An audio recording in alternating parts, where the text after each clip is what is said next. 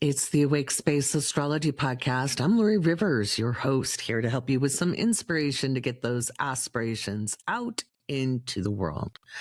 Well, we're starting off the week with a new moon phase. The new moon in Taurus happened on Sunday, April 27th in the afternoon.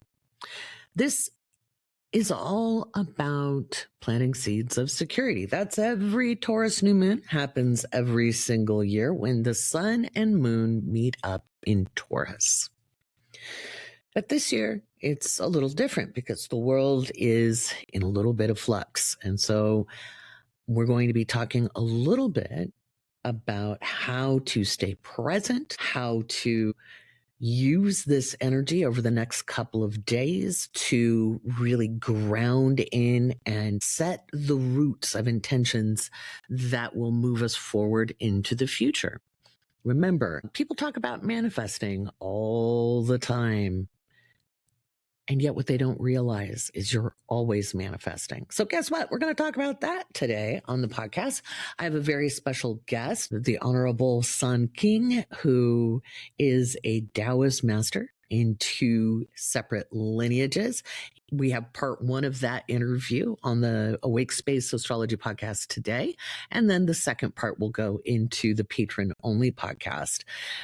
We had a very long and beautifully deliberate conversation about Taoism, what it is, and then staying present regardless of outer circumstances and human consciousness and everything. San Qing and I could sit and talk for days and days and hours and hours and hours. And it was a beautiful coming together. And I think you'll really enjoy the conversation. Also going to be covering the outer world stuff where we talk about what's coming up in May, because we're going to have the Scorpio full moon and it's probably going to pack a wallop, and it happens on Mother's Day. How rude. But we'll talk about that in May and how you can make the most of it as always. So here's the deal. Everybody keeps asking me, when's it going to be better? And my standard answer, dear listener, if this is not your first time, you know what it is. If you're a first-time listener, I've said over and over and over again, it gets better when we make it better. We as a collective. So even if you have done the work, even if you have been working on self-mastery, on your healing, working in community, fighting the good fight, advocating for those less fortunate, it doesn't rob any of us of our collective experience. Humanity is at a crossroads. We are at a tipping point. That's what I talked about in last week's episode. You can go back and listen to that about the Mars-Pluto opposition. It's egotistical to believe that any of us has done such an insurmountable amount of work that we would not be part of a collective experience. All of us are part of the collective, regardless of where we are on our journey. And the collective of humanity, of the human consciousness, is in a growth spurt right now. And what do we know about growth spurts? First, we pack on a little bit of weight and then we shoot up. And sometimes it's a little bit painful. It's going to be an interesting time over the next several months. And it's really important that we learn collectively and individually how to hold our attention on what actually really matters to us. And it's easy to get distracted by the political theater. Trust that all will work out. Trust that processes will remain. Not all processes will be reordered or reduced to rubble. A lot of the loudness, a lot of the cacophonous, disruptive energy is there to distract from holding your consciousness steady. It's easy to be outraged. I've warned and warned and warned about this for years, right? And it doesn't mean don't pay attention. It doesn't mean put your head in the sand. But if you can hold steady in the face of disruption, in the face of chaos, then you, my friend, have a lot more power than anyone ever wants you to have. And it is my hope to empower you today and every day with information that helps you hold steady regardless of circumstances. All right, let's get on with things. I think we're going to talk a little bit first about manifestation, setting intentions, and how to work with affirmations regardless of what else is going on in the world so that you can grow your future steady and forward. Let's talk about setting intentions. A lot of times people think if they make I am statements, that that's all they need to do. I am wealthy. I am happy. I am healthy. And that's a good place to start. If you believe it, if you don't believe it, you're actually going to repel the very things you want to attract. The new moon remains new for 3.5 days. So even though you're listening to this on Monday, the moon phase is still new. So let's evaluate the intentions that you're setting. Intentions are purposeful and deliberate thoughts. You want to say them in the present. I have enough. I am satisfied. I am reasonably content. Everything I need is here. I am enough. I am loved. My will is strong. I am a fortress. And within my fortress, there is plenty. All of these thoughts, if you believe them, are very powerful. But if you don't believe them, again, you push it away. So some intentions to write out are to keep it light, right? Keep your lightness there.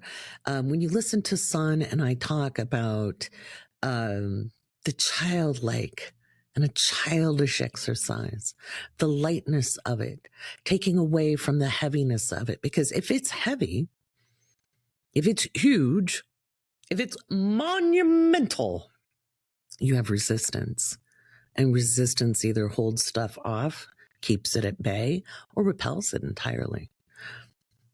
Remember, Venus rules Taurus, and Venus is the magnetizer, right? The magnet. And magnets have polarities. It can attract and it can repel. And our social cultural conditioning is part of the repelling force. When we don't believe we're enough, when we believe that people like us can't get ahead, when we believe the news that all is falling and the sky is falling and nothing will be okay,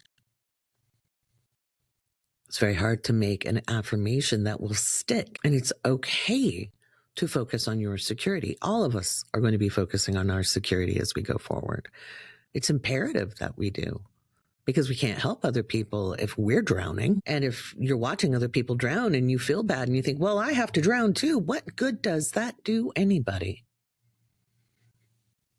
Because if you're doing well enough, you can throw out a flotation device. You can send out a lifeboat.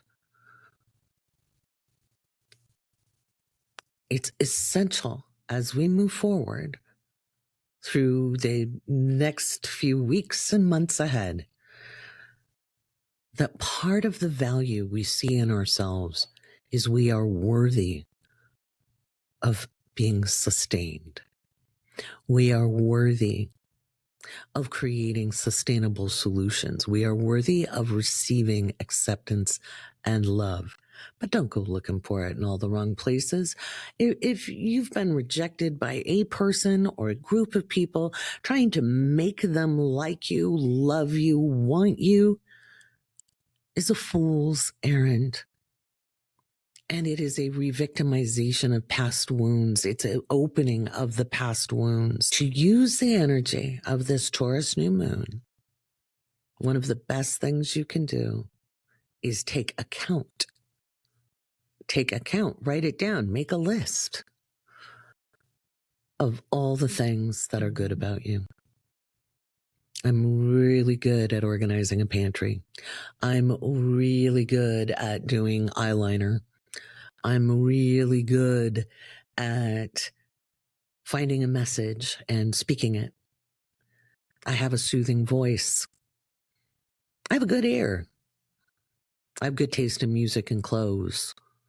Some of these things sound superficial, don't they? But it's okay. Don't judge it. You'll find if you start in one easy place, often seemingly superficial, that your list will grow, because most of the time you're thinking about what isn't sufficient about you, what needs improvement.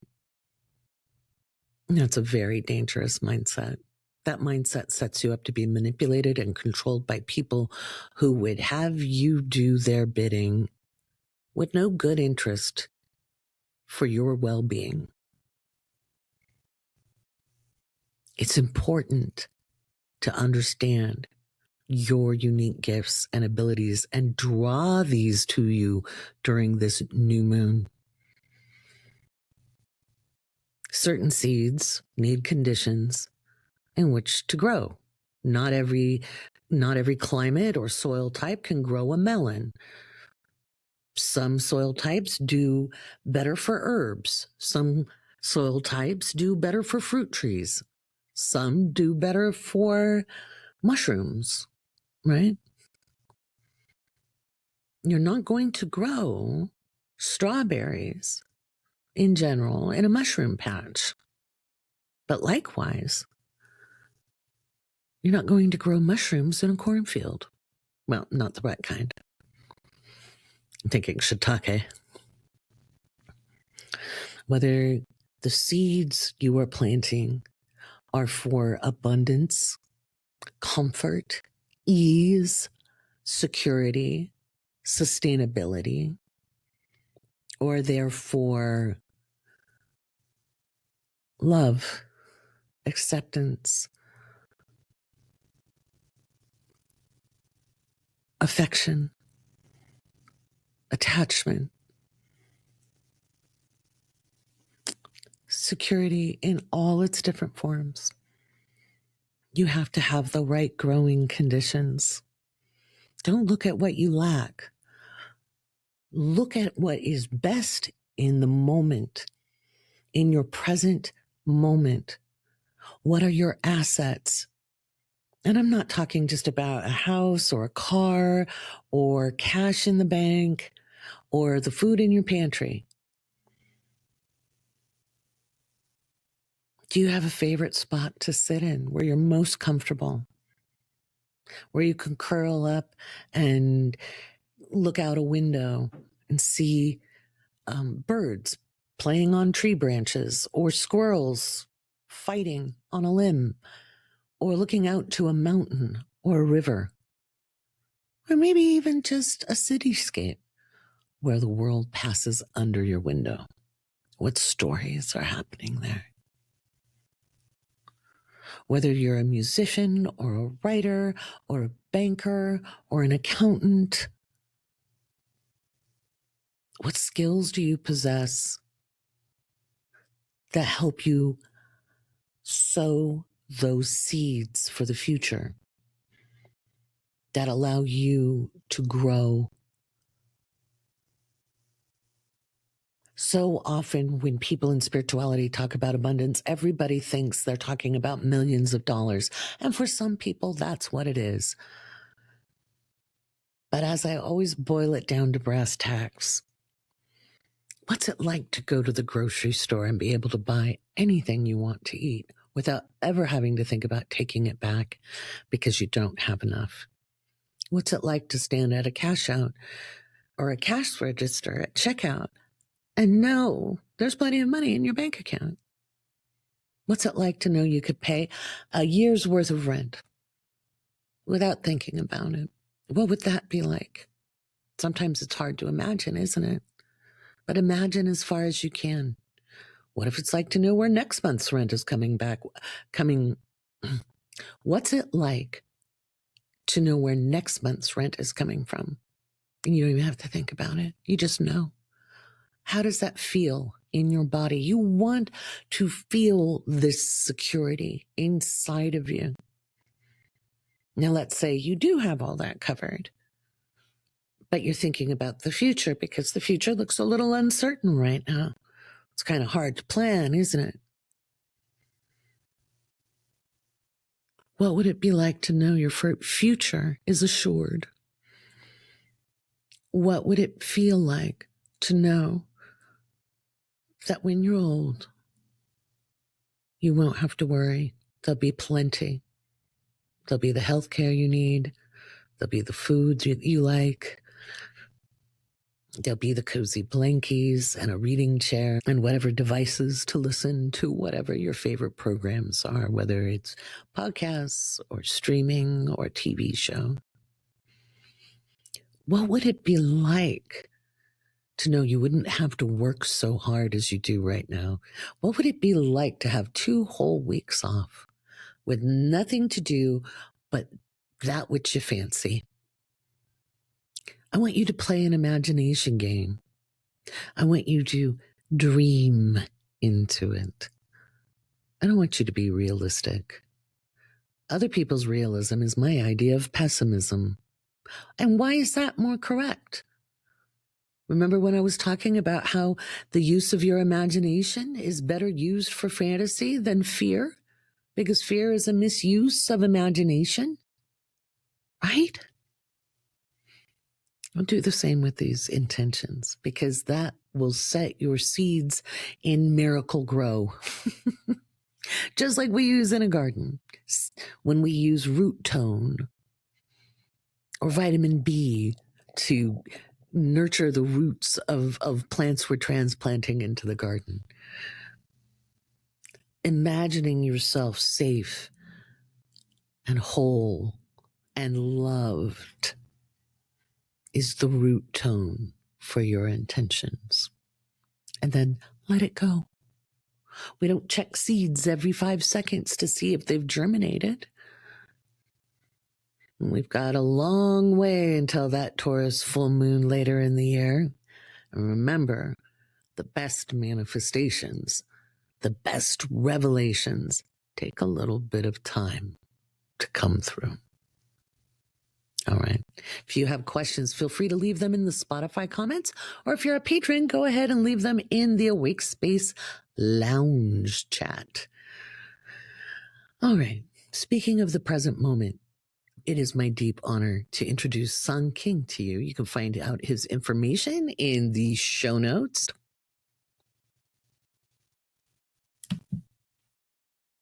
All right. I have the wonderful San Qing with me. He is a Taoist master from 2 traditions. And I was fortunate enough to be on his podcast, and he is coming to mine in return. Hello, San.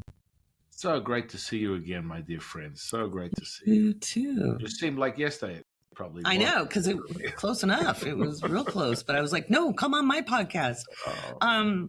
For my listening audience, many of whom are at various stages of awakening and becoming aware or deconstructing from religion and looking at other forms of spirituality, what does it mean to be a master of 2 different forms of Taoism, let alone what is the Tao? Well, that's a great question. Well, it always starts with the title, right?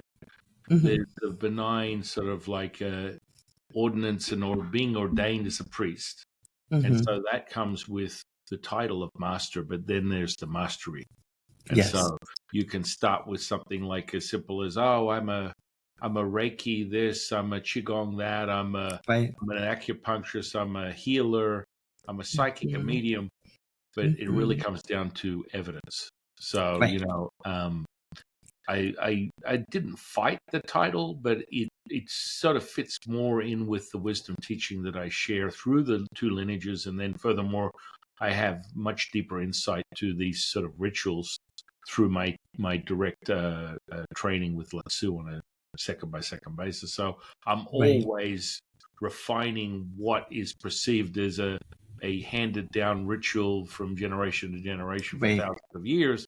It's very, elementary in most cases, and then you start to develop a real intimate relationship with the actual lineage, and then Yes. all the people that have walked before you, and how they've mastered these rituals and techniques, and it just shows in experience.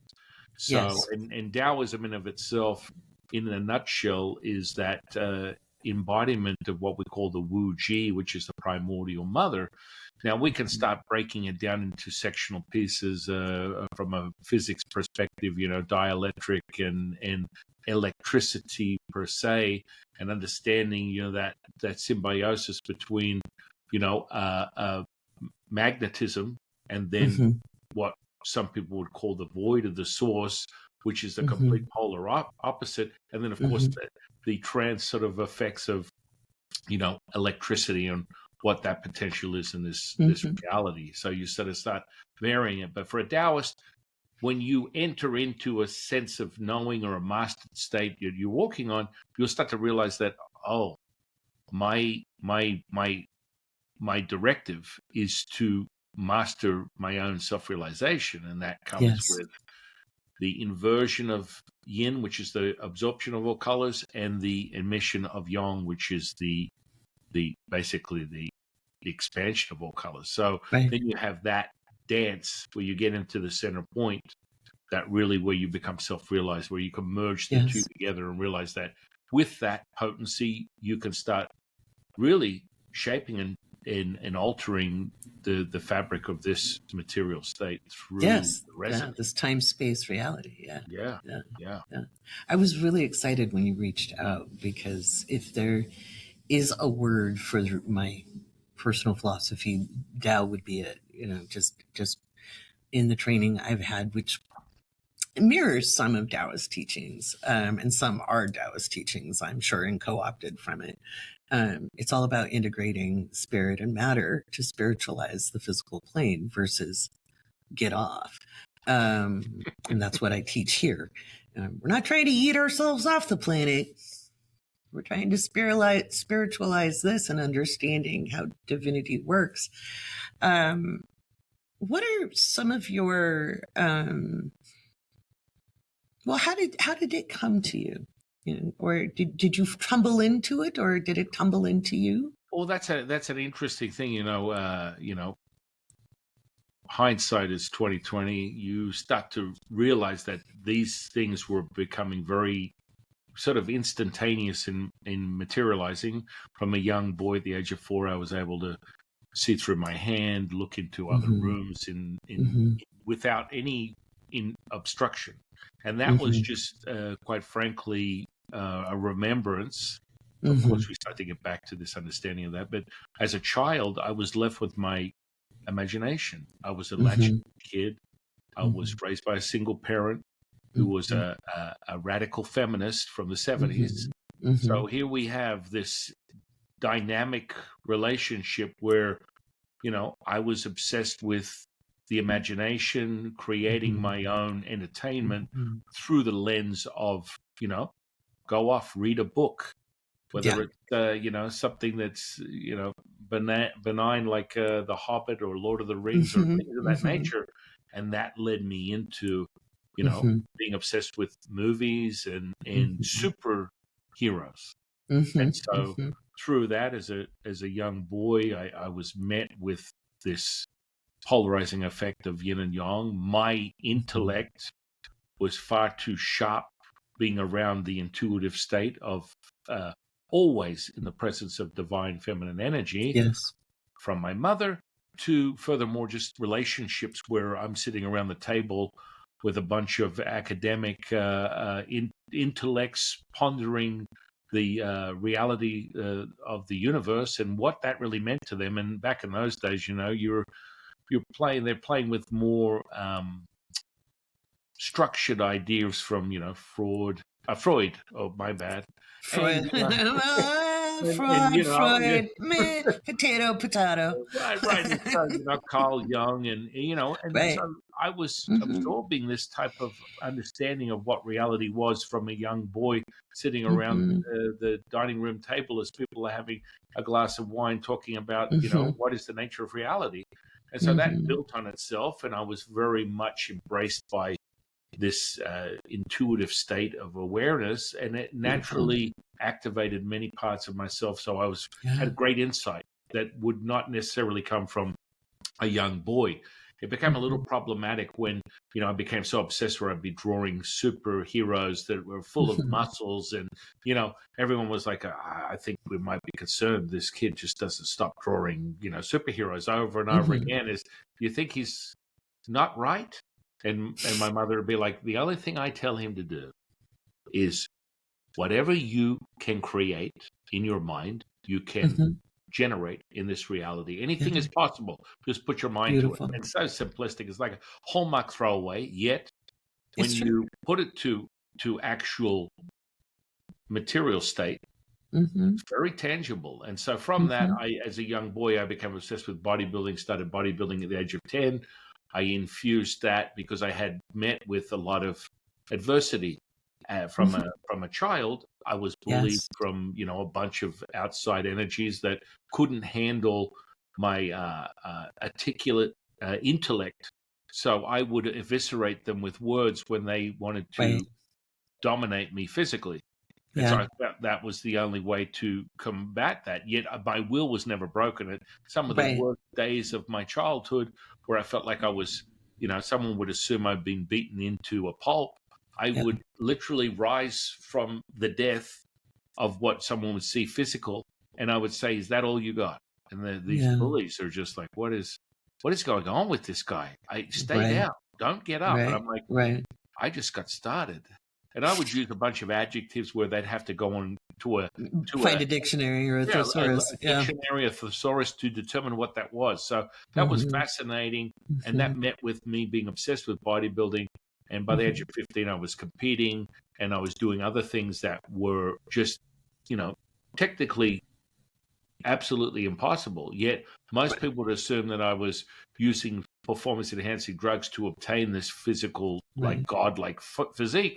And it was just me meeting my mind with the ability that anything is possible that was Right. constantly being reiterated to me by my mother. And so I didn't assume anything more or less. And I was guided by a Right. mentor that had great value for the childlike mind that I had, and was not um, um, manipulating or controlling my lens by giving me information that, hey, look, we're really taking steroids here. This is how it works. I had no idea. I was absolutely devastated when I found out in my late teens that Mm. Schwarzenegger was on that path. Yet I was Right. creating it for myself. So in a Right. nutshell, what happened was I had sort of created a point where I couldn't handle the stress of my body. My body was begging me for a break because I'd massed a lot of muscle. I was very strong, but the hubcaps were coming off the wheels. Right. And so there was a message in my mind that go and Mm-hmm. find yourself meditation. I was like, Mm-hmm. what does that even mean? Right. It's like Hare Krishnas, Mm-hmm. hippies, alfalfa Mm-hmm. sprouts. That's what I was used to. Mm-hmm. So it Mm-hmm. led me to a meditation class. In a nutshell, what happened was I stopped sound for a better part of 20 minutes with my eyes Mm-hmm. open. And Right. I was just like, this is it. This Right. is the superpower I'm looking for. It Right. goes beyond taking something and crushing it and throwing it. This Right. is the stuff that's made of the superheroes that I'm obsessed with. Right. And so it Right. led me on a path where, through that week, when I was realized within just stopping sound, first time I meditated, the second day I channeled my teacher that still I commune with on a second by second basis now, 36 years ago. And now we have this relationship where, it was pretty dramatic. The teacher at the time, who's no longer physically with us, was just a little baffled by me coming in and asking to take a channeling class, where he just looked at me and went, "You're in the wrong place. You need to find a Mm-hmm. gym or go somewhere and lift some weights." And I'm like, I'm being motivated to do this allow me to do this. I want to try this. Mm-hmm. So of course, I Mm-hmm. channeled him. It was like a lightning bolt that just Mm-hmm. took over my body. I Yeah. emanated all this energy, Yes.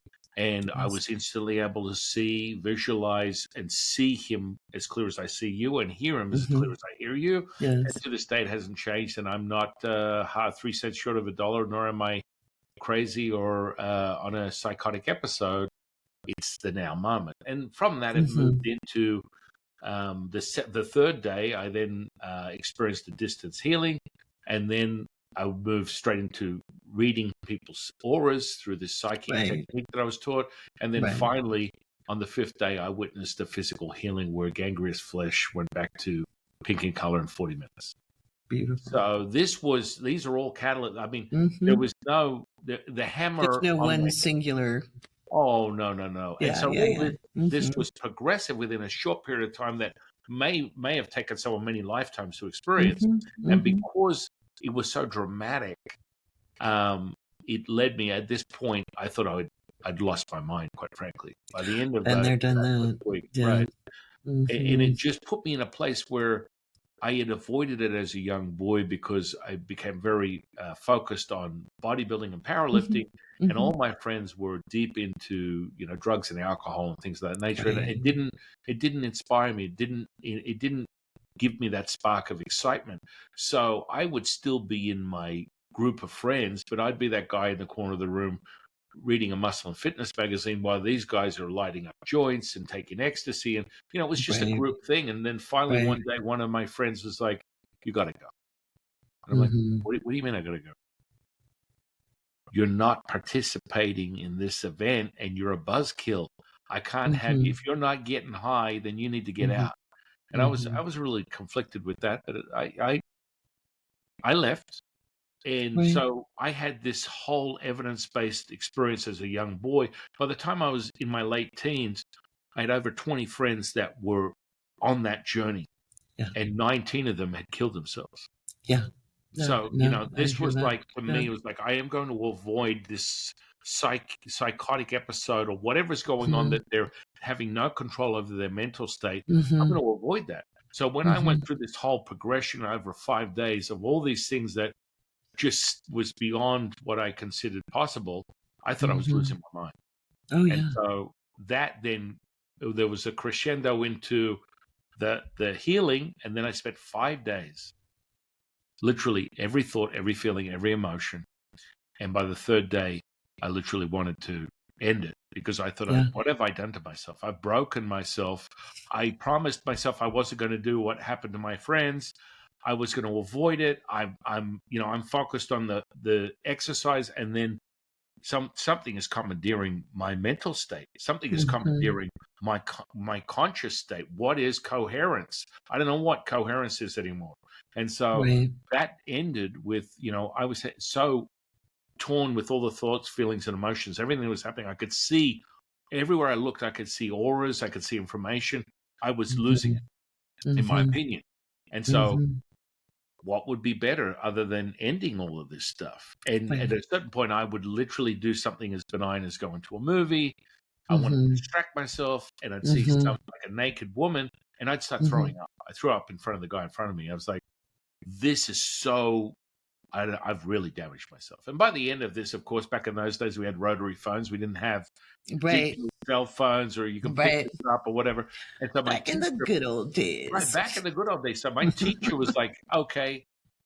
He got back to me. It's like, that's amazing. I'm like, what are you talking about? That is so profound. People spend lifetimes looking for what you have just experienced. I'm like, no, Yeah. lifetimes. And let me tell you, this is what we call a breaking. I'm like, I don't care what it is. I wouldn't wish this on my worst enemy. For It's real. like, this is part of your journey of self-realization. And I was like, I'm not so sure this is what I want, because I went through all this stuff, and then I went through this whole transformation, and Latsu made sense of it, because at this point I see him and I hear him. So I'm either insane or I have this powerful access. Mm-hmm. And so that led me on a path of pursuing teachers. And then I ended up over in China, and I was trained in 2 lineages of Taoism. And here we are today in a nutshell. I didn't want to abbreviate it too much, but no, I think it's important to tell the story because lately, well, for the past probably year, as I talk, as people, because we're in one of the greatest awakenings in the last 4,500 years, as humanity goes to this next shift, which isn't instantaneous. Yeah, it could be, but it's messy. There's a lot of people. But I always describe awakenings as having a starting point in crisis. They're usually not fluffy. If you're lucky, maybe there's some pleasant, sensations in some ways. But I get my audience knows if they've been listening a long time. Back in too many years ago to count, I had very similar experiences and had a wonderful shaman / therapist who would talk me down and be like, you need to institutionalize me now. I have kids to raise. I can't do this. Very similar walk to Alice Bailey. And he'd be like, no, this is lifetimes of work. And I'd be like, this sucks. I don't want to be that special, you know? And so it's okay to argue with your journey and accept it too. But I mean, that's it. You get that sort of insanity. And I mean, when I look back I was also hit by a car. Right. When I was head on. And so that took me out of my body, my lifeless body. I was catapulted out of my body, and I was flying around like Peter Pan for a better part of 40 minutes, watching my mother mourn my death, and my lifeless body on the side of the road. And then I basically followed and witnessed them drive my body back, and their attempts to resuscitate me. And when I was laid on a bed in the hospital, I was drawn back into the body. Now, this is fascinating. And, it's absolutely good and well now. But at the time, it was one of those, wow, that is exciting. And, you can't even speak on it. At that point, I couldn't have conversation because there was no one that could meet that state of awareness without going, okay, you're a little nutso. We need to probably examine your brain damage, perhaps. And so, we had to be very, very careful because we're contemporaries, So I too was a child in the 70s, and you couldn't talk about the phenomena you experienced as a child. You got in trouble, or people thought you were nuts. And I was not as fortunate as you. You had intellectuals around. I did not. I had a library. Thank God. Well, your guides kept you in the right place. They did, and I could see them. They would literally just lead me to the books. Manly P. Hall, was one of my primers, and then Waldorf School. What's his name? Steiner. There we go. Right. Steiner. Rudolf Steiner. Rudolf Steiner. Other theosophists. And of course, different religions. And that started really young with storybooks. There were books. There was a book about a little Tibetan boy who found a Lhasa Apso and returned it to the temple. And I read that like 500 times. It was like 4 or 5. I didn't know why. I was compelled, And so it's been such a joy to meet you, because it's rare to meet people who have similar experiences of being kind of on the path on a lifetime. Yeah, I mean, it really, I think for both of us, it's sort of like back in those days, it was a comeuppance because you're surrounded by people that absolutely think you're batshit crazy. And, personally, I liked to meet the challenge of that experience where there'd be so much friction that someone would ask me, well, what do you do? Well, I'm a priest. Oh, okay. A Taoist priest. Well, what is that?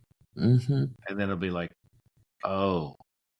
And at one point I had one specific guy that I mentioned that to, and just in Tourette's, it had to be. But it instantly came out. It was like I said, I'm a Taoist priest. There's only one God. and he was Jewish. So it was like it was admitted from him without control. It was just this incredible fear. And you start to realize that these days, you and I have had an experience that many people these days just wake up one day, I'm channeling the Palladians and open up a YouTube channel, and that's it. Maybe they are, maybe they aren't. Not here to judge, but I'm just saying. Well, they're doing something. It might be in an echo chamber, but hey. Yeah. And it's been weird over the last few years where this has become okay. Yeah. Because I kept fairly insulated, and just kind of walked about, did energy work as I walked down the road, and if people noticed, they noticed. If they didn't, they didn't. And cloaked myself for good reason. I lived somewhere it wasn't safe as a woman. I got accused of being a witch for washing a sheep's fleece in my yard because I hand spin yarn. And I thought, ho, we're not going to tell them anything else. But I was like, wow. So it wasn't safe. It's been very, very bizarre to be able to be, at least in my case, visible. Yeah. But in 2020, I don't know if you've ever had these, I'm sure you have, but in 2020, I was meditating on the planet Pluto because it was making some very big aspects astrologically. And it was like just sitting there contemplating. And my guide said, you only had to live to 2020, you just had to make it. And I was like, well, that would have been good to know. And they're like, you wouldn't have believed it. Because I was, I've lived a very interesting life where for some reason I kept surviving through all these very unsurvivable things. And so I was like, okay, all right. I wouldn't have believed it. You're right. I wouldn't have. But it's been beautiful. And then again, to meet cohorts, and they've been coming out. We've got more interesting happenings coming. April, May, and June, where many people will be, their attention will be on the drama of the outer world. And it's nothing to shake a fist at. I'm not diminishing what's going on in the outer world. Certainly attention getting. But on an energetical level, it's very catalyzing. Have you been sensing into that? Yeah, when you look at the environment, it always shows you through the lens of what we call the bellows, or you just drop the yin and yang, and you can decipher it as these sort of like variables of the potential. We just refer to it as energy potential, from dielectric all the way down to magnetism, and then furthermore the extremes of electric potential here in this realm. These are all being shown. So you're feeling everything being drawn and inverted in, and then returning back to the center line, and that magnetism is starting to unify things. But you will see dramatic extremes of that yang energy. And so we're experiencing it right now, this particular month. But then if you really look closer enough, it's constantly oscillating, and you'll have the calm before the storm and the storm before the calm. And it's a constant, really. It never stops. Yet some people will be fixated and myopic on one event that is the end of their natural reality due to all the external extremes that are just going to then return back to just homeostasis. It's never going to last. I mean, if you look at the timeline, say, for example, if you look closer, something as, delusional as like the stock market. That's a great example, right? Yeah, it is the great delusion. Right. So you look at that stock market, there were swings in the last week or two that would literally take years, if not a decade, to return from that type of financial collateral damage. and we were returning to those within hours. Yeah. It just doesn't have. We've never seen that in Yeah. human history. Yeah. We'll So see it even actually though, exceed that in July. right, because I mean, the That's manipulation for me hmm is, yes, it's a manipulation. That's what it is. Nothing is ever as it hmm seems. Yet, what hmm you need to see evidence as an experiencer or a seeker is that everything can be be altered and changed instantaneously as it Yes. completes and is reborn.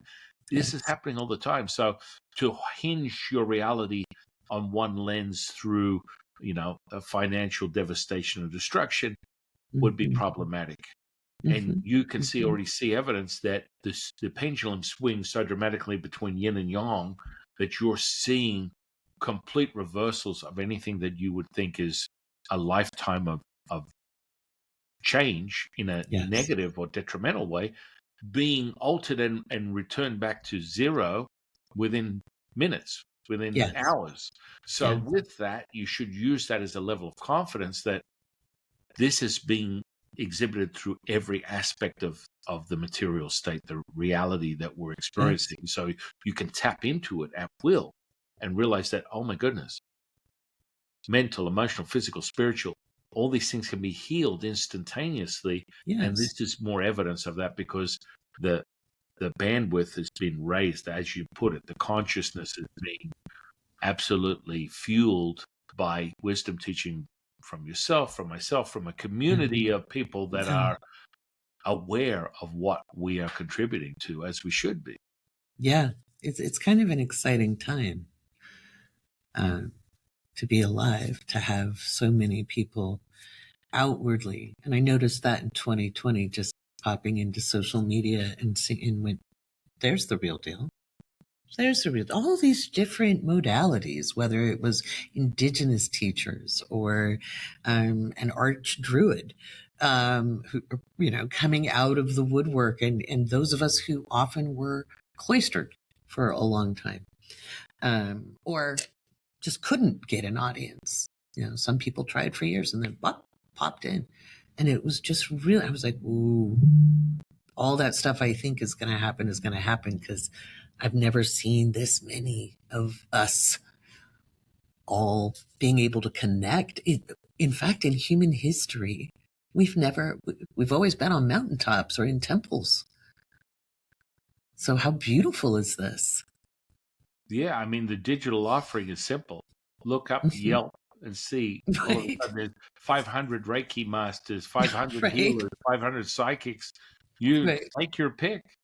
Use right, your own exactly. barometer to determine what you want to experience, but it's never before in history have we seen this. No, to be so out.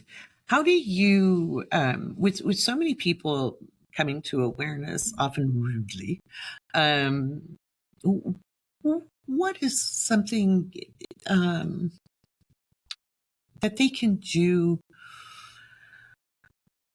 to maybe ameliorate their experience? I mean, it's easy enough to say because I say it every week. Bring your consciousness inside. Bring it back. Bring it back. Get to the center point. Which is in here. Get it back. Mm-hmm. And of course, there's breathing techniques. There's meditation techniques. Is there something that you tell neophytes? Said with love, not judgment. It's okay to be new at something. Yeah, I mean, the most profound and infantile exercise that will immediately bring you to the present moment is you play a childlike game. Yes. Imagine you have no Mm-hmm, past or future. mm-hmm, Now what? mm-hmm, mm-hmm, Be present and see what transpires. What is going on? And all of a sudden, they'll feel a liberation of energy. yes. And they're like, Yes. whoa, Mm-hmm, I can't explain it, but I just mm-hmm, feel mm-hmm, so whole and I feel mm-hmm. content. I don't feel like Yes.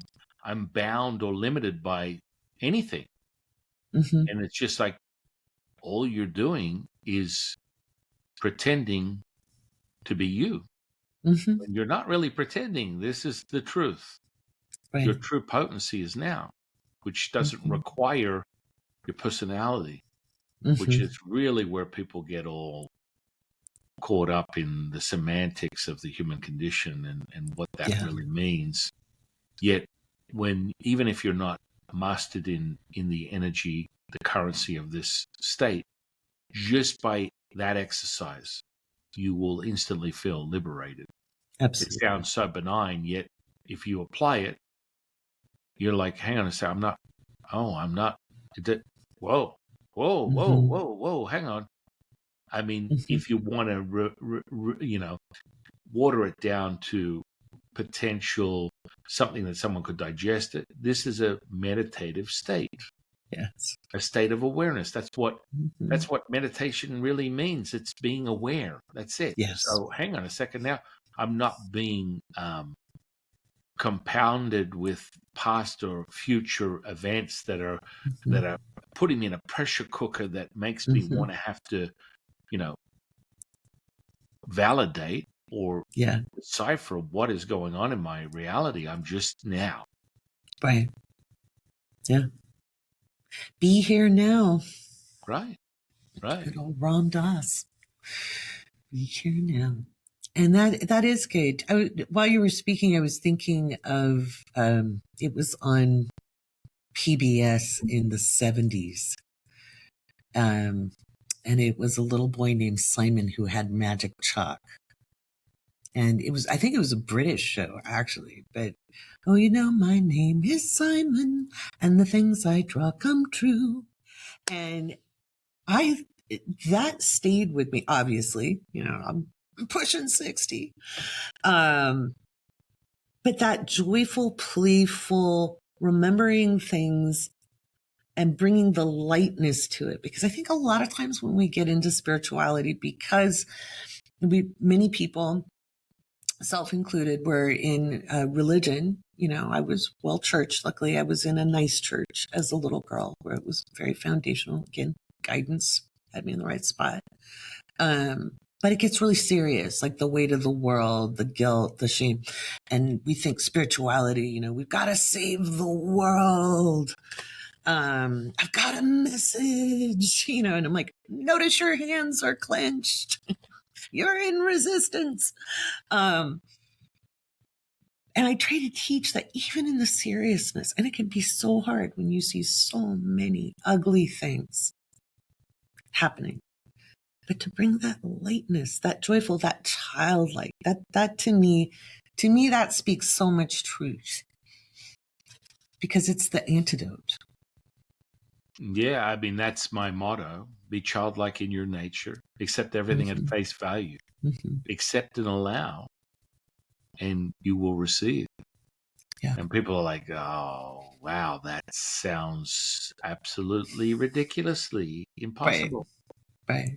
Yet, it's just like swimming against the current in a river will give you evidence of the exhaustion. If you just lay back and allow the water to take you, you will find that everything happens perfectly. And, the only limitation is your need to control. Yet it's not a throwaway. We're not talking about a hallmark. I just let the universe provide for me. No. Mm-hmm. No. This is a completely different state of awareness where Mm-hmm. through obstruction, through egoic personality identity, you find your pain and suffering. The second you realize that is nothing more than a chip, a program that you can move out of the way, which is where I always say your participation is not required, then you find that you can just be the most charmed, lucky SOB you've ever come across. It's like, hey, well, hang on, how come everything works out for you? Oh, there's so much more to that conversation, and that's going into part 2 in the patron only podcast. We've got another hour worth of material. San and I could talk all day long. That was a beautiful, beautiful conversation. Speaking of Patreon, we've got a patron spotlight coming out this week, plus the horoscopes and the predictions for May are coming out this week. Super exciting. Hopefully a magazine. but always the horoscopes and the predictions, and more to come on that. Let's do some patron shout outs. We've got a bunch of new patrons to welcome. Super excited. All right, let's see. Super excited. We've got Courtney, Martina, Vanessa, Karina, Artemio, J Mints 87, Melissa, B, LG, Cam, Molly, Karen, Pamela, La Mom, Morgan, Patrick, Stephanie, April, Jennifer, Ashmack, Sarah, Carla, Circe, Crazy, MXN, Danielle, AOE, Rosalina, Jenny, Michelle, Courtney, LaKay, Leona, Alicia, Jackie, Astral Fox, Augustina, Myra, Annabelle, Jeanette, Megan, Jackie, Jess, Leanie, 10 Cats in a Trench Coat. Gosh, I love that. Allie, Megan, Phoebe, Tammy, Amy, Ava Onassis, Tiffany, Jackie, Juno, Shay, MLMK, Beezy, Sarah, Jessica, Kathy, Kateri, Alicia, Sierra, Lisa, Kay, Bernice, Sierra, 406 BJO, Rebecca, the Centigin, Sue, Amber, Leah, Holly, RB, Neva, shall we say, Tara, Coxy Kate, Diana or Diane, Danelle, Shauna, Willow, Peyton, Lindsay, Jess, Just Jay, Bree, Vanessa, Jenny, Kimberly, Elizabeth, Tyler, TT, Emily, Morgan, Diana, Emily, Shelby, Gabby, Lou, Anna, Ms. G, Alicia the Cynic, Mina, Emily, Debit, Lorena, Venna, Angela, Mina, Riley, and Mudang Jen. Hey, Mudang, long time no see. Oh my gosh. We've been having a lot of fun in the Patreon. If you come in after dark, it's probably going to be a little raunchy sometimes. We can be spiritual and raunchy all at the same time. Life is not meant to be lived in boxes, my friends. What else is up on deck? Let's see. The deep dive chat. We'll have another one of those. I'll schedule one this week. We've got a deep dive chat. You can still book with the astrologers. We've got Damien. We've got Shelby. If you need a natal chart done, if you want to know about you in a deep core level, then you want to book with Damien and Shelby. Both Susie and I are available for consultations. And if you're a Patreon, you want to make sure you use that Patreon. If you're a patron at the $15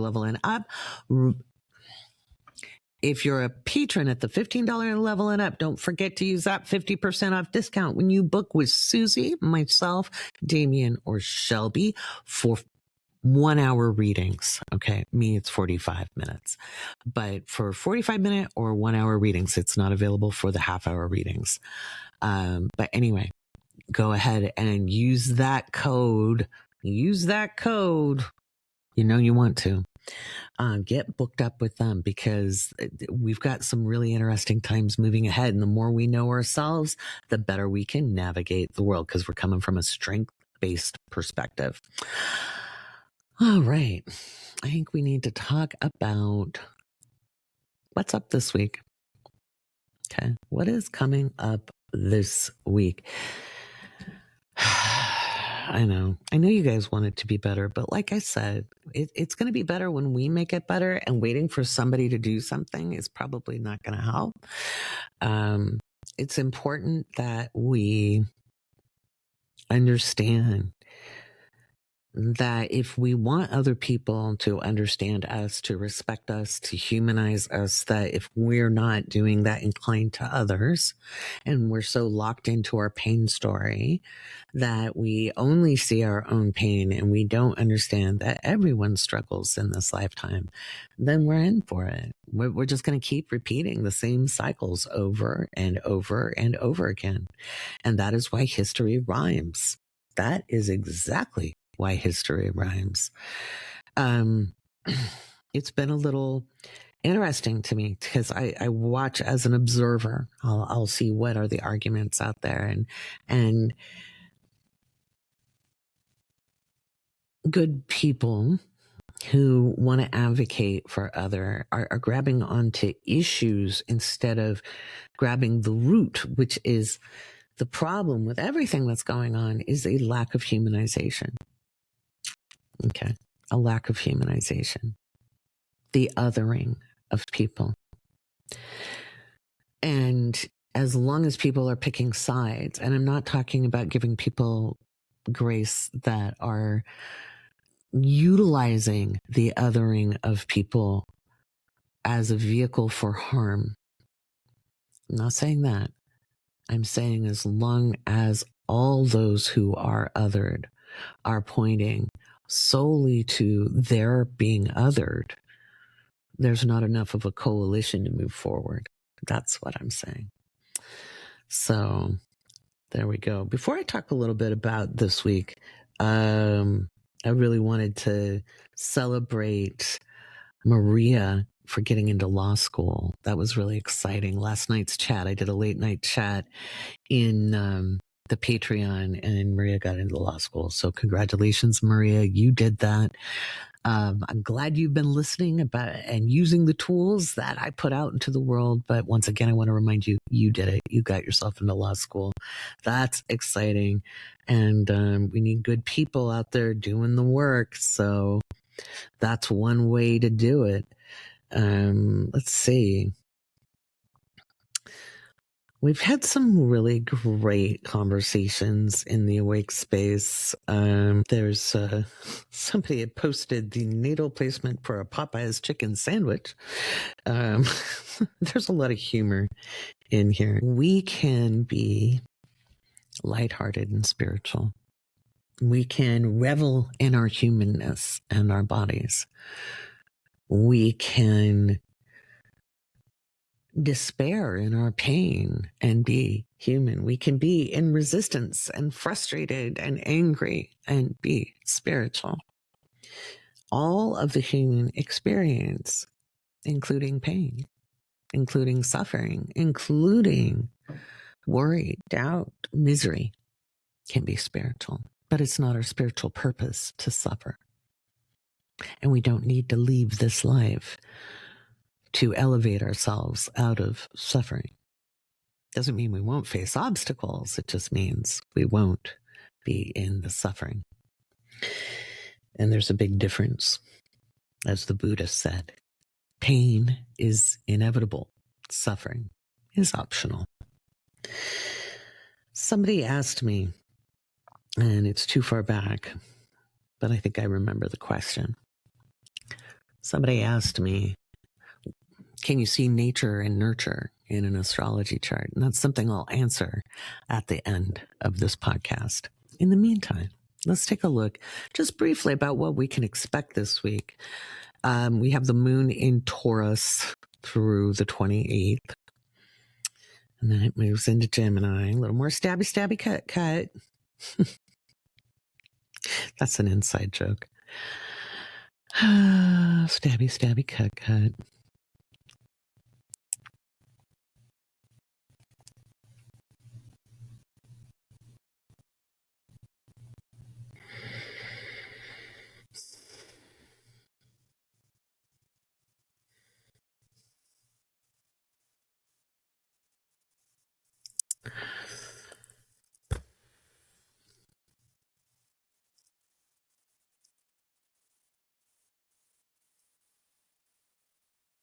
All right, the moon in Taurus from April 27th through the 29th. And again, I'll go through these in detail in the patron only podcast, but just to give you kind of an overview, the moon in Taurus has issues of security up on deck and people could dig in their heels. We could see a very large earthquake happen on the 28th, 29th, probably in the Pacific region. More towards like Asia Pacific region, Indonesia, the Pacific Islands, and probably in that area, but anywhere where volcanoes are active could be like offshore earthquakes. But New Zealand needs to keep an eye out as well. So in that general region, and when I say very large, it could be a 6.5 to, an 8.0. I do believe these are offshore. I don't believe these are onshore. So just keep your eyes out for that. There could be some issues with chemicals or petroleum matters. So like gas, oil refineries, food production, manufacturing plants. I think the US dollar and other currencies could be under strain, especially like the 28th, 29th. And that would be all markets being volatile. Other things, more tech issues. Like we're just going to keep seeing tech issues for a while, especially with Mars in opposition to Pluto. But as the moon moves towards Uranus and Taurus, just expect that we could see issues with satellites. We could see transportation accidents. I think these are more likely to be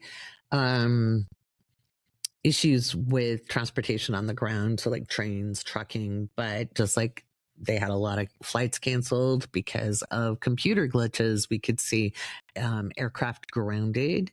That could be something. It doesn't have to be a major tragedy for these things to happen. We could see a big accident or explosion, and there could be a political upset or uprising or a surprise attack. And this could be with Ukraine and Russia. Those are kind of up at the top of mind, but I'll talk more about that in the patron only podcast. So I think honestly, it's very volatile as we go through the 27th through the 29th. I know you're listening to this on the 28th. I'm recording it on the 27th. Okay. April 29th through May 1st, we have the moon in Gemini. And the moon in Gemini gets a lot stabby and a bit cut. And if you've ever seen Year One with Jack Black, that's where I get that from. It's plain stabby, cut. The wind, there's going to be like really big windstorms, especially as the moon enters Gemini and it's in a trine with Pluto. That's going to be very, big wind, temperature fluctuations. You could go from hot to cold to hot. There could be some weird late spring snowstorms in the United States, especially in the mountain regions. We could see a mid-air collision, drone misfire, or helicopter crash, or even missiles going astray, keeping my eye on the Polish border. We could even see ICBMs utilized with conventional warheads. That means not nuclear warheads. So we could also see, and I've had this there, I wrote this back in March. So declarations of war could see that in the South China Sea or Europe, and both have been heating up. Okay, both have been heating up. If you've been looking at the Laurie predictions / news headlines threads, you've been seeing it's been heating up around the Philippines, the Taiwan Straits. Indonesia and China just had an agreement. We post those links just to verify the predictions. So things are heating up in Asia. We could see more data breaches. And we could see journalists under fire and even arrested, and that could be globally. So keep your eyes out for that. We could see, and this is international. Remember, not everything is about the United States. We could see issues with knives, machetes, or public stabbing. All super exciting. But we could also see some interesting writing. We could see a new book come out, or we could see some really cool song lyrics come out. There's going to be some powerful words. We could hear some spoken word or some rap, or there could be a comedian kind of rise up. So there's some of the good stuff. It's not all bad. The reason I go through what to expect in the headlines is just to show the accuracy of what I do. It's very funny because people often think that I'm just dumping a bunch of stuff into a bucket. But if you notice, each day has a theme. Each couple of days has a theme.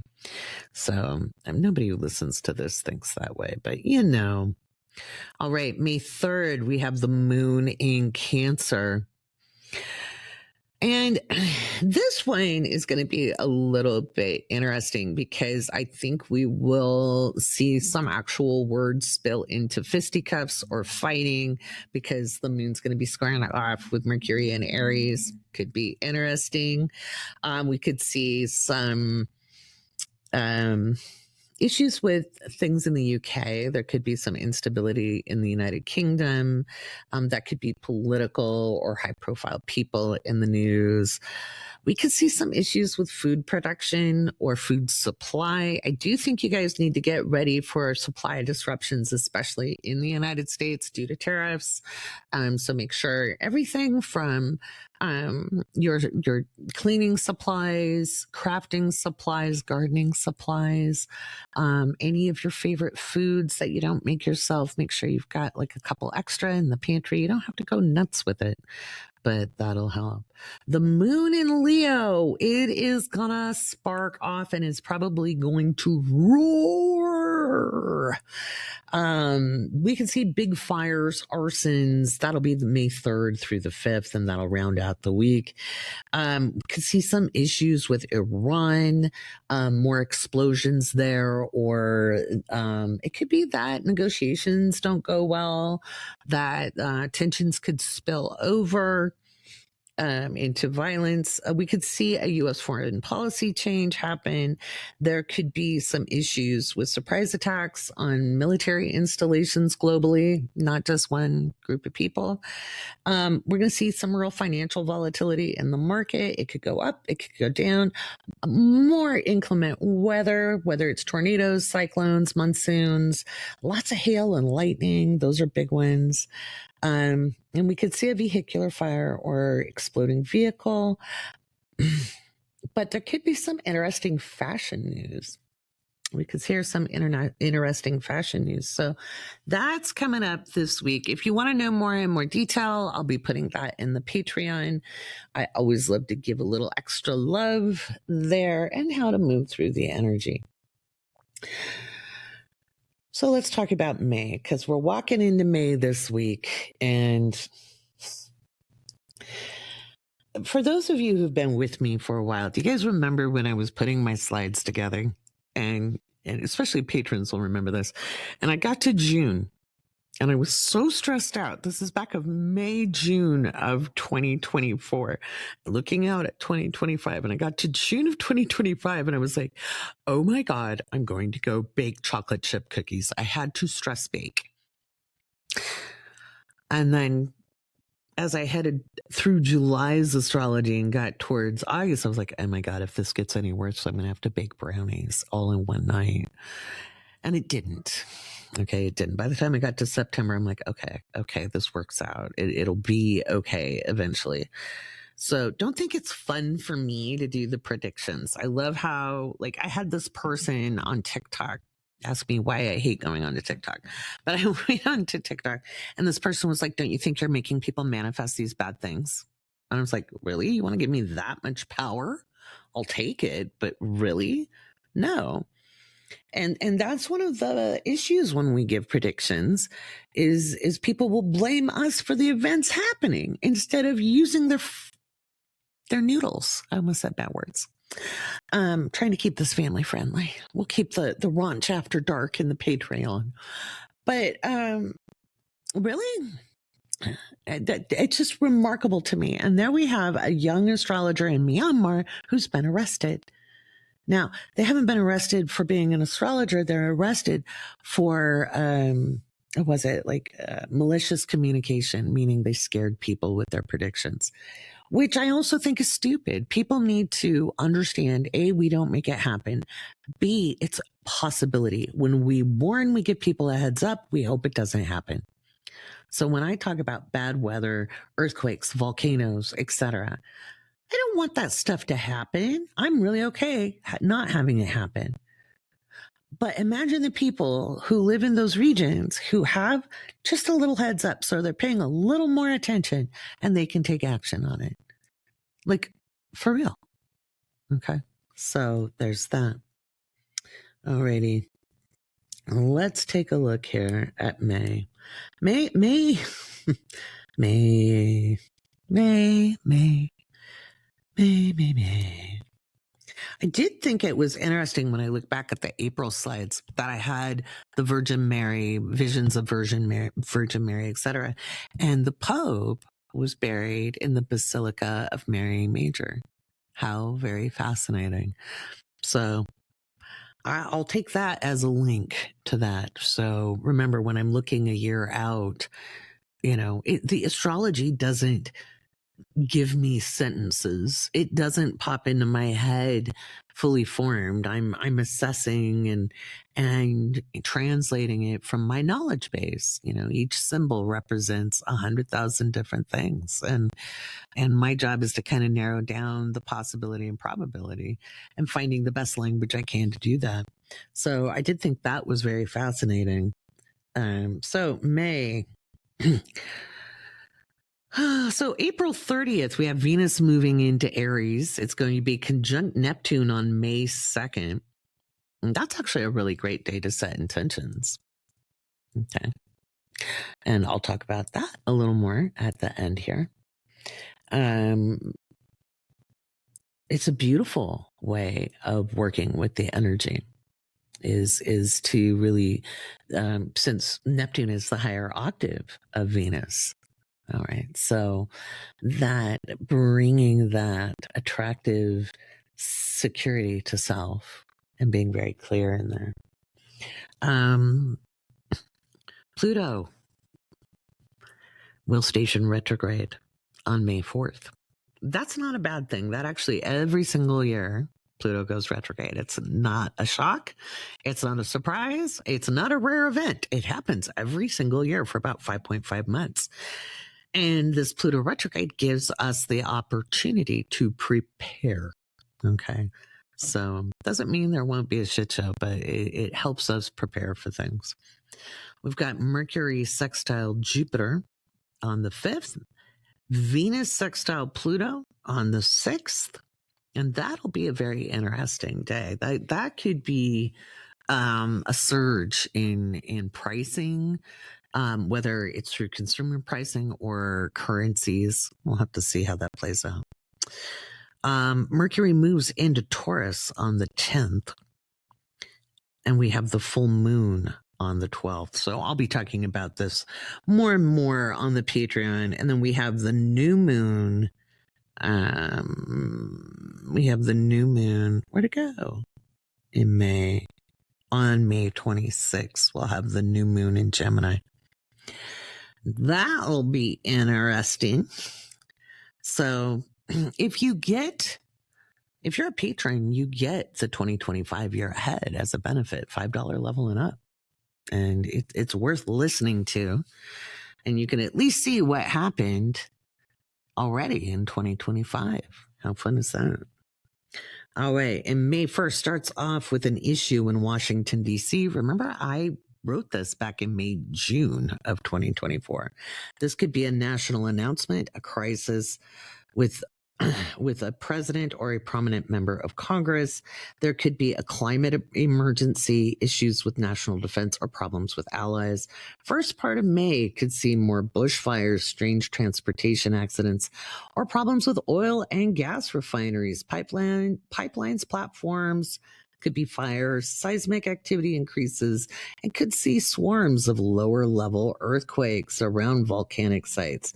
Could be Naples, Chile, Mexico, somewhere in Asia. Temperatures swing wildly with record-setting heat. And the full moon, we could see assassination plots uncovered or attempted, earthquake offshore of Pacific Northwest or the coast of northern California, possible. It's not 100% for sure, guys. These are just postulations. This is what could happen.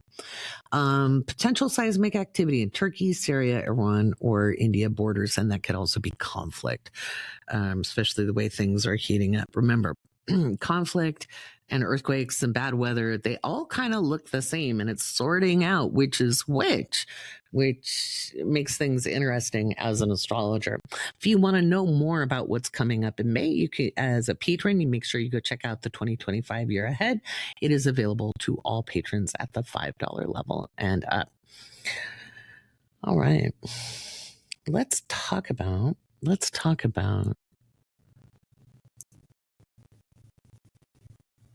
leaning in to this energy that we have and how to be less easily manipulated.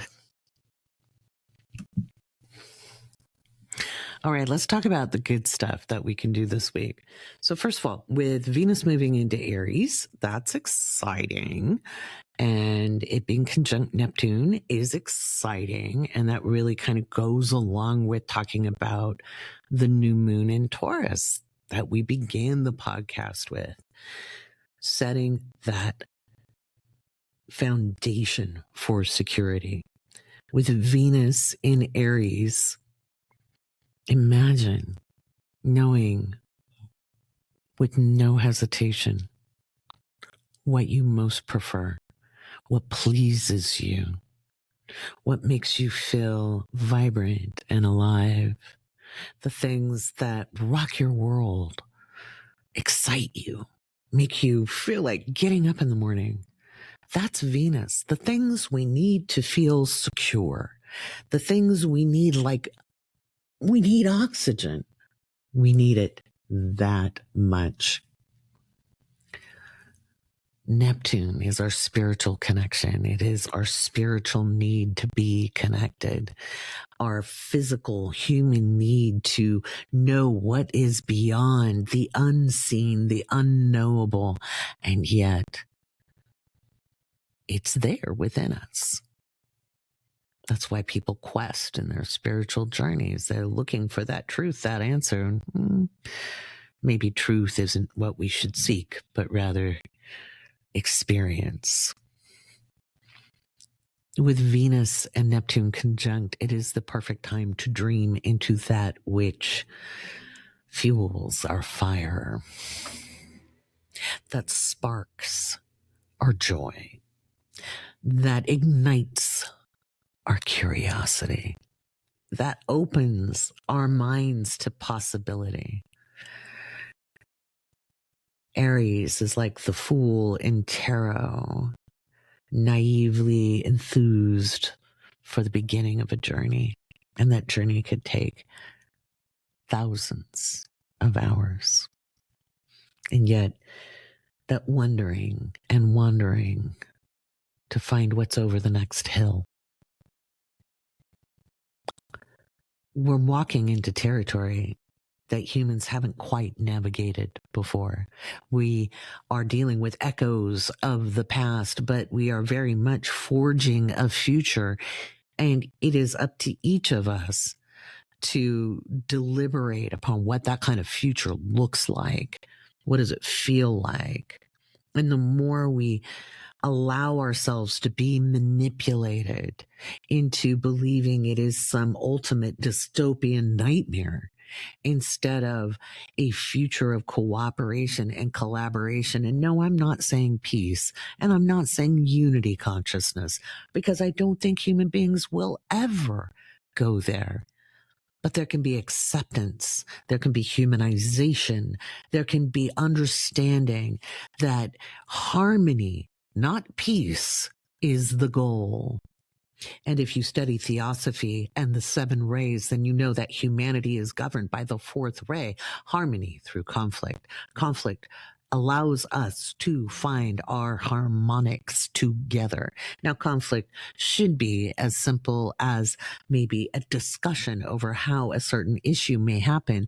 It shouldn't have to be the annihilation and destruction of an environment, an ecosystem, or even a group of people. that is short-sighted, and it is evidence that there is mediocre privilege in charge instead of those who claim to be genius. Because geniuses seek solutions. They don't operate within such a sad confine of mediocrity.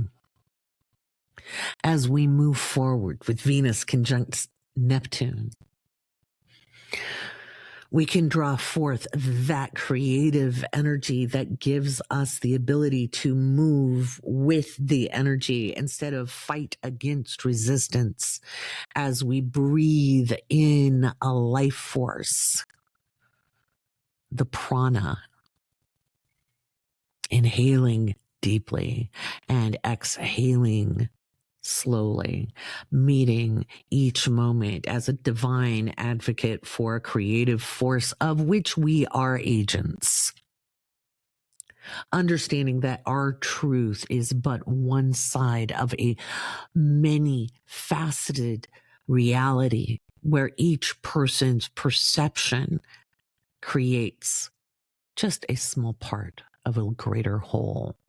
That we are expressions of a divine reality. We are a spark of the greater life. We have the opportunity this week as we move through the ebb and flow of the energy, as again, humanity moves forward through crisis to create a deliberate future of cooperation, co-creation, and collaboration, that we can imagine a future that is better than the present. But in order to do that, we have to find the beauty of the present moment, even in our grief, even in our discomfort, even in our pain. Because if we wallow, we subvert the moment. Everything, including our pain, can be used to ignite a divine fire within not only ourselves, but as an example to those who operate around us and who witness us on our journey. So often people want to be of service, and that is a worthy pursuit, but they expect it to be magical in an easy way. Life isn't about ease. Life isn't about simple. Life is about experience, and some experiences are complex and gritty and ugly and rude, and some things are beautiful and easy and grace-filled. It's a mixed bag. And part of it is how we view the moment. When we can see beauty in the pain, when we can see purpose in the grit, in the grime, in the ugliness of the moment, when we know that greater things are possible, when we face obstacles, when we know that good stuff is coming, no matter how hard the immediate reality, that is when we are at our strongest. And that makes us very, very difficult to manipulate. So as we go about this week, my dear friend, bring your energy in, pull your focus inward. Don't allow yourself to be manipulated into outrage and disgust. Look at it, acknowledge it, and then ask yourself, what can I do in this present moment to be the greatest divine spark possible? Let your world be set on fire in a magical and powerful way and burn away the flotsam and jetsam of a reality that would be imposed upon you. And that is where the magic is made. All right, to round off the podcast, I thought I would to round off the podcast this week, I thought I'd address a question that was asked in the Patreon and one that was asked on TikTok, because they kind of complement each other. So I had somebody ask, can you see the nurture nature in a chart? And why would you choose difficulty? All right. The complimentary question from TikTok was, why would we choose this life with our parents. They've heard that we choose our parents. And why would we choose parents who don't tend us, don't take care of us, abuse us? I think it's a really important thing to look at. Okay. So many times people are really glib about it in spiritual communities. You know, you chose. Isn't that like an accusation? Well, you chose it. You chose them. You chose that experience. And I remember very well running into that mindset when I was about 29, and I had met a spiritual teacher and was sitting with a group of fellow aspirants while this person channeled. And I brought up a question of why would my soul choose this life? Okay. I was very much identifying with the pain story at the time, and justifiably. All of us are justified in identifying with the pain story. It is what it is. It hurts. And the amount of abuse I suffered as a small child was considerable.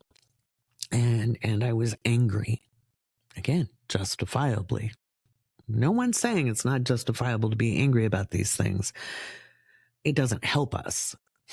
It doesn't move us forward, but it is certainly justifiable. And this guy, one of those guys with a man bun, you know, the one who'll help you with your yoni, one of those. If you don't know what I'm talking about, you're lucky.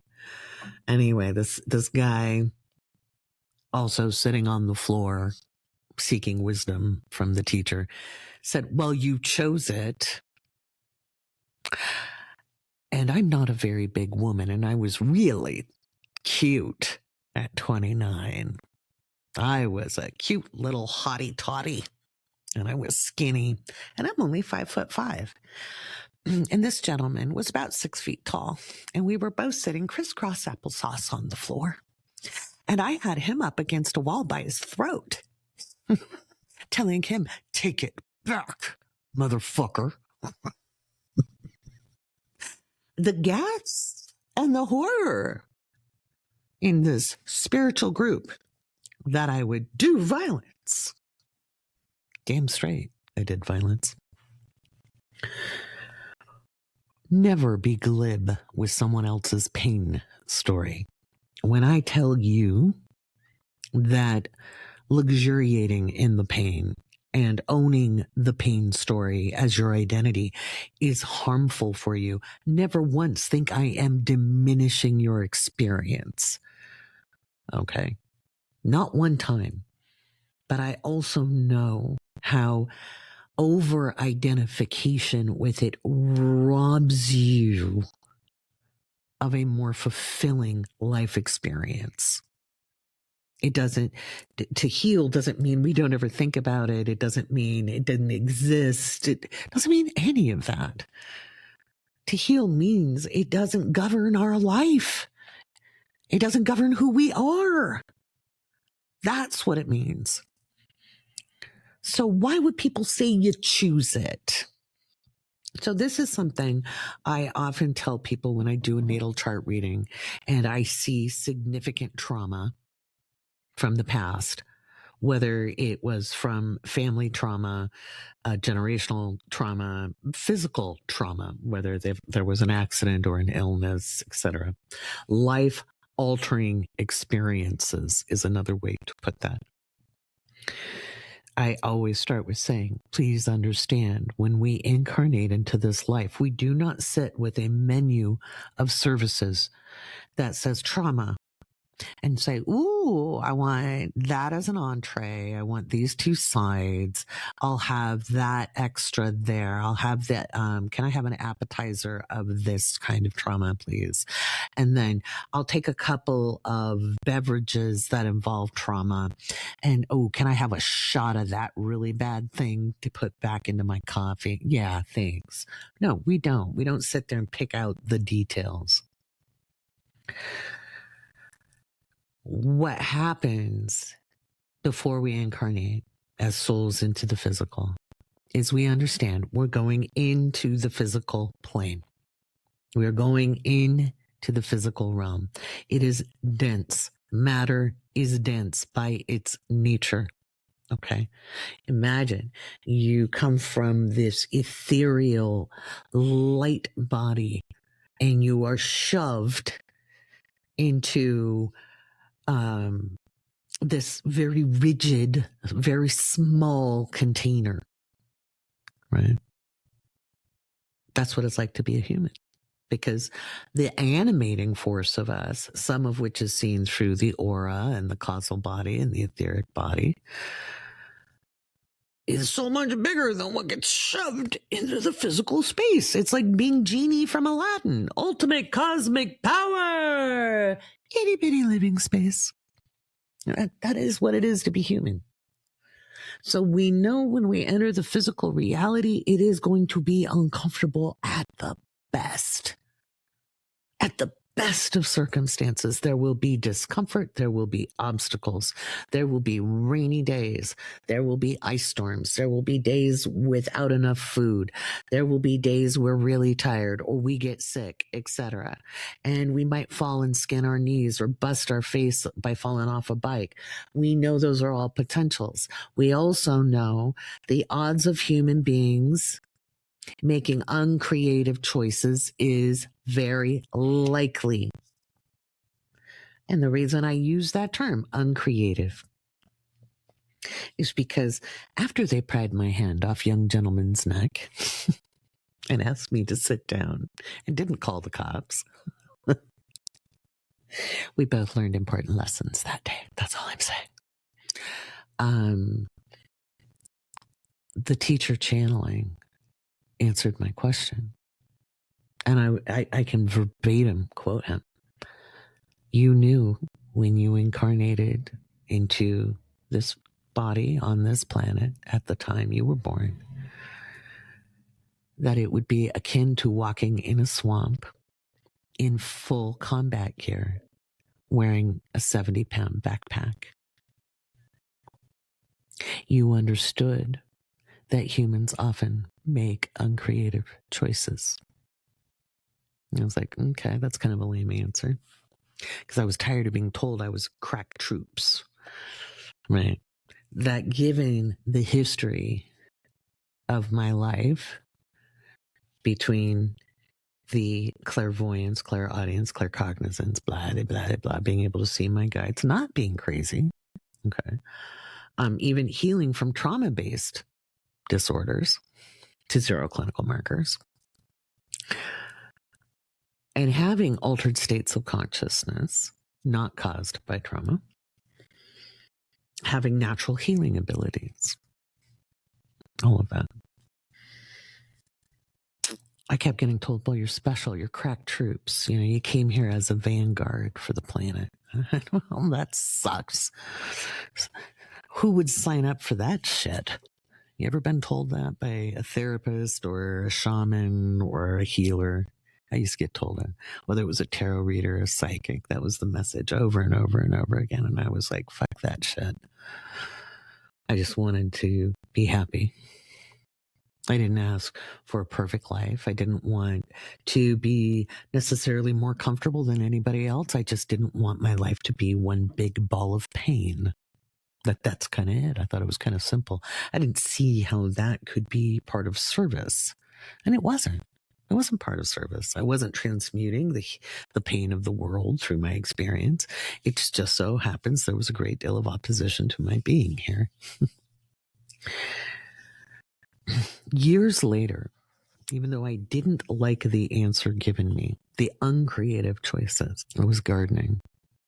And I was pulling the starts of plants that were unwanted in that part of the garden.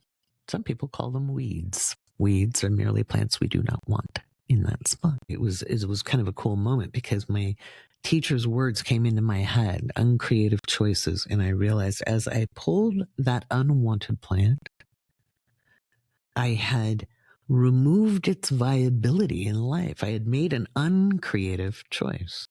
Creative is life-giving, life-sustaining. Uncreative removes more of the possibility for that. And so what he had meant was destructive. But it was so easy to put attention on destructive choices that it would have emboldened that thought. And remember, thoughts become things. So we really want to think about, what are we creating here? So first of all, every single human being has generational karma of some kind. Karma is a consequence. Okay. It doesn't mean we're utterly cursed unless we believe we're cursed. And then we compound it. We compound the thought form. Remember, thoughts become things. What you believe will be realized. That's why deconstructing our belief systems, regardless of the culture and the religion and the socioeconomic status we're in, even if we think we've had a great life and we don't have any trauma, because everybody has something, deconstructing it to begin to have a more clear, honest, aligned point of view to ourself and our perceptions, not anybody else's, is what moves us forward more holistically, healthily, happily. Happy is okay. Happy isn't sustainable. That's why I always say, be reasonably content. That one makes you really hard to budge. Reasonable contentedness. So in an astrology chart, can we see the nature and the nurture? Absolutely we can. We can see the whole of your potential. We can see the likelihood of your upbringing. But you have to remember, an astrology chart does not tell me if you're male or female or what gender you identify with. It does not tell me whether you're heterosexual, homosexual, pansexual, bisexual, asexual, although I can see likelihoods. Okay. It does not tell me if you were born rich or poor, but it will give me indications. Okay. It will not tell me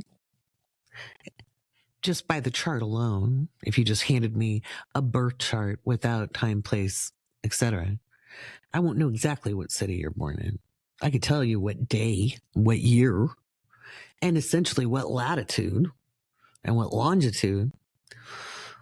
But it could wiggle. So if you're born in Europe, it could be Germany or France, depending on a border, right? It could be Scotland or England, depending on how close to the border, right? So that's all things that make a difference, correct? So there's that. We fill the interpretation with understanding, right? So we can talk from a wide berth of your potential reality, how you observe the world, how you communicate through the world, how you view yourself, the things that you value, the things you enjoy. To dial into individual experience, we can ask questions like your relationship with your mother or your father or your brother or your sister or your cousins or friends or your spouse or your boyfriend, them friend, girlfriend, whatever.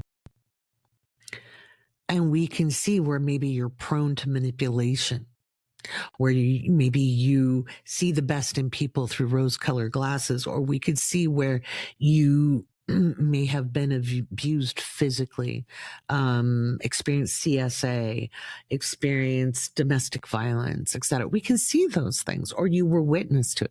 We can, depending on the experience and the training of the astrologer. Not every astrologer can. I don't teach this except to people who work very, very closely with me and depending on the direction they're going as a reader. Okay. Yeah, we can see all that, but we can, when more importantly, much more importantly, is we can see a route to healing. We can see a route to self-realization, self-actualization, because each one of those things that we think, leaves us damaged goods forever is actually, on the flip side, something that gives us a superpower. Okay. And I speak from experience. Okay. That was one of the reasons I dove into astrology, was when I realized how valuable a tool it would be for healing. because I didn't believe the psychologists who said, you will forever be broken. You will never be whole. You will never be happy. You will want to unalive yourself by the time you are 30. And they laid that on me as a teenager. And I thought that was the dumbest shit I'd ever heard.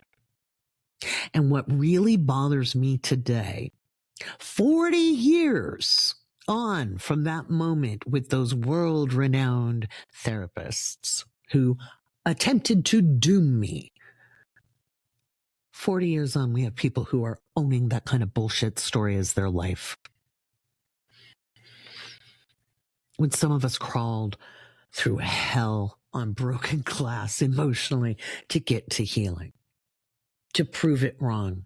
When neuroscience has now proved that trauma-based damage is not permanent, that you can build new pathways, and you do build new pathways, but it takes time and practice. So yes, we can see the nurture, we can see the nature.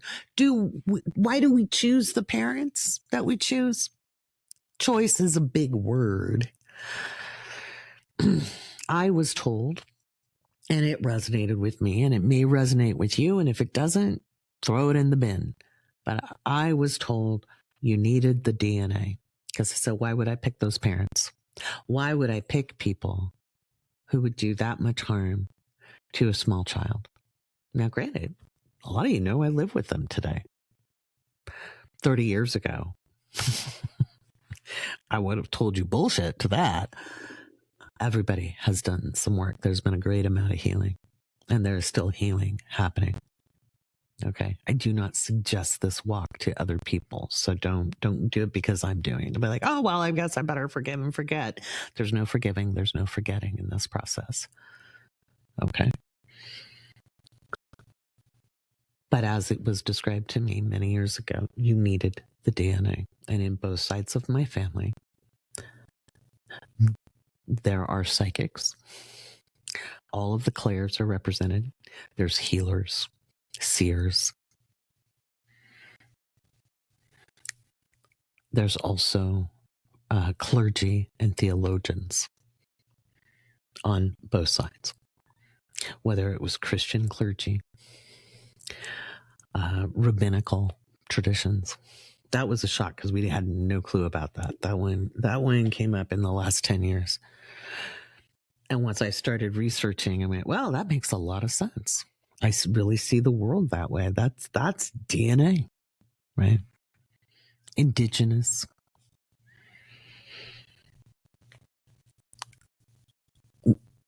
We choose the DNA.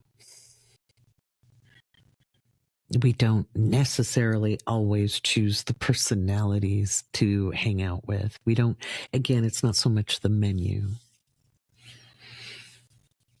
It is more the basis. But again, when I see a challenge in a natal chart, I also know that challenge can be whipped right around to a superpower.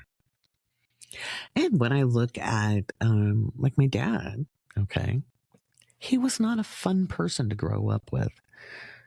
He was very angry. He was very abusive to both my brother and I. The strokes he's had have helped immensely. He's not a jerk anymore.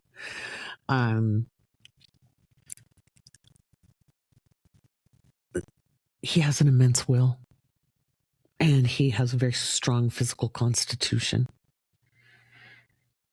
And having inherited that has made it easier for me to move through the first 40 some years of my life, which were indeed very difficult, partly because of him, partly because of other things, right?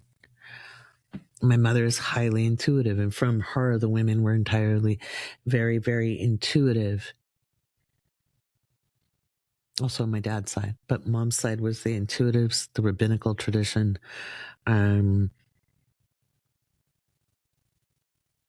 a conscience, a very well-developed, innate conscience and spiritual connectivity. when you break it down like that, it makes sense. When you look at the individuals as themselves, it makes no sense, especially if you did grow up neglected, emotionally abused, physically abused, CSA, neglect of any kind, economic abuse, over control. People who robbed you of life experience by overdoing for you, the helicopter parents. Yeah. Which that was just a reaction formation to being left adrift and neglected of their own accord as children. I always say we can go back decade and decade and decade and decade and century and century and century, and we'll never get to the end of the trauma, because being human is a traumatic process from how we are birthed to how we die. Some people have it easier than others, and what happens in between is living, and there is no life without obstacle. But likewise, there is no life without beauty. And it is in today's age where sad farming and the trauma mining is what I would call it. Trauma mining is what gets so many people the attention and validation they crave, that they overemphasize it. And instead of celebrating the healing journey, instead of celebrating our natural ability to find balance in ourselves, our natural ability to become self-sustaining, our natural ability to heal, And too many people, especially the bros out there, would be like, well, you're blind in one eye. What kind of healer are you? There's a lot of different kinds of healing. And sometimes the flaws and foibles and the imperfections are just the right amount of interest that key us in or activate various parts of our gifts or our journey that help us grow and be enlivened. So, do we pick our parents? Kind of, but not like, oh, I choose you. Do we choose abuse? No. We just know that there is a likelihood of obstacle, and that just like the Buddha said, pain is inevitable, suffering is optional. We do not need to luxuriate in the suffering, and almost all of us do at some point. Because, everybody has an Alexander Terrible, no good, rotten day, right? It's a book if you haven't read it. It's a kid's book, but I think we all can identify with that sometimes. Sometimes we have whole years worth of that. But when you look at people who rise above circumstance, and again, I'm going to say Viktor Frankl's Man's Search for Meaning is a book I think everyone should read. Because when we can rise above circumstance, that is when we are impermeable. That is when we are not able to be manipulated. That is when we are in our agency, living our life on our terms. And that is how we can join together with others who are self-actualized or actualizing, realized or realizing. And we are able to co-create a much better forward moving future.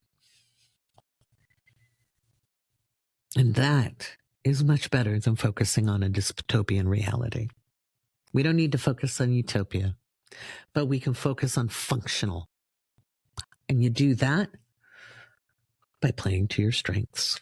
And that, my friends, is how we're going to end this podcast episode.